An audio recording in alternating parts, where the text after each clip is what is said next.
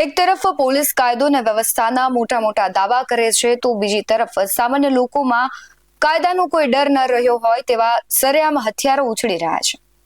જસદણના આટકોટ ગામે આવેલા નવા બસ સ્ટેશન જેવા ધમધમતા વિસ્તારમાં એક જ જ્ઞાતિના બે જૂથો વચ્ચે ક્ષણભરમાં એવો ખૂની ખેલ ખેલાયો કે આખો વિસ્તાર લોહીથી ખરડાઈ ગયો.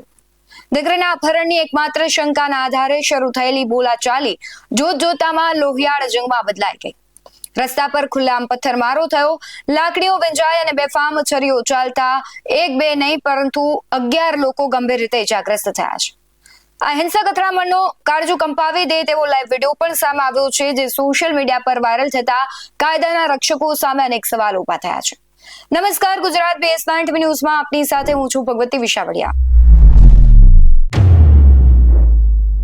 આ વિડીયો છે જસદણના આટકોટ ગામનો, જ્યાં કાયદાના ડર વગર બે જૂથો સરેઆમ રસ્તા પર એકબીજાના લોહીના તરસ્યા બન્યા છે. આટકોટના નવા બસ સ્ટેશન પાસે અચાનક ચીસાચીસ અને હોબાળો મચ્યો, જ્યારે એક જ જ્ઞાતિના બે પક્ષો હથિયારો સાથે સામસામે આવી ગયા. જોતજોતામાં હવામાં પથ્થરો ઉડવા લાગ્યા, લાકડીઓ વંજાવા લાગી અને કાળજુ કંપાવી દે તે રીતે છરી વડે સામસામે હુમલાઓ શરૂ થઈ ગયા. આ ખૂની ખેલ પાછળનું એક જ માત્ર કારણ સામે આવ્યું છે તે ચૂકાવનારું છે. પ્રાથમિક વિગતો જે પ્રમાણે મળી રહી છે તે પ્રમાણે અમે વાત કરીએ તો દીકરીના અપહરણની શંકાને લઈને બંને પક્ષો વચ્ચે લાંબા સમયથી અદાવત ચાલી રહી હતી. આજે શંકાની આગે ગઈકાલે મોડ રાત્રે ઉગ્ર સ્વરૂપ ધારણ કર્યું અને આખું બસ સ્ટેશન પરિસર લોહીથી ખરડાઈ ગયું. આ હિંસક અથડામણમાં એક બે નહીં પરંતુ પૂરા 11 લોકો ગંભીર રીતે ઘાયલ થયા છે. તમામને તાત્કાલિક લોહી લુહાણ હાલતમાં જસદણ અને ત્યારબાદ વધુ સારવાર માટે સિવિલ હોસ્પિટલમાં ખસેડવામાં આવ્યા છે. ધમધમતા ટ્રાફિક વચ્ચે બનેલી આ ઘટનાની જાણ થતાં જ આટકોટ પોલીસનો મોટો કાફલો ઘટના સ્થળે દોડી ગયો હતો. પોલીસે હાલ પરિસ્થિતિ પર કાબુ મેળવી લીધો છે અને વાયરલ વિડીયોના આધારે તોફાની તત્વોને ઝડપી પાડવા ચક્રો ગતિમાન કર્યા છે. આસપાસના વિસ્તારમાં પોલીસ બંદોબસ્ત પણ ગોઠવી દેવાયો છે.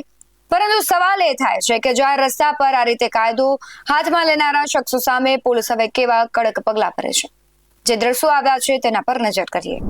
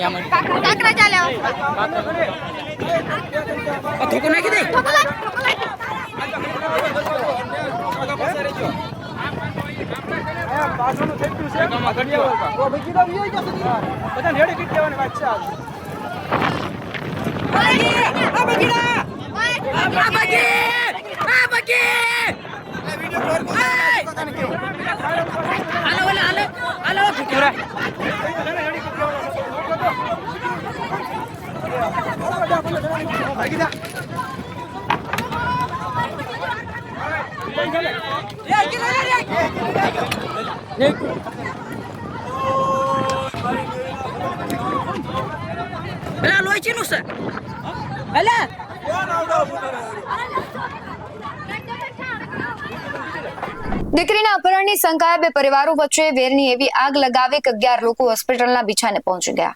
આટકોટ પોલીસે હવે આ મામલે ગુનો નોંધી વધુ તપાસ આગળ ધરી છે, પરંતુ સવાલ એ થઈ રહ્યો છે કે કાયદાનો ડર લોકોમાં કેમ નથી રહ્યો.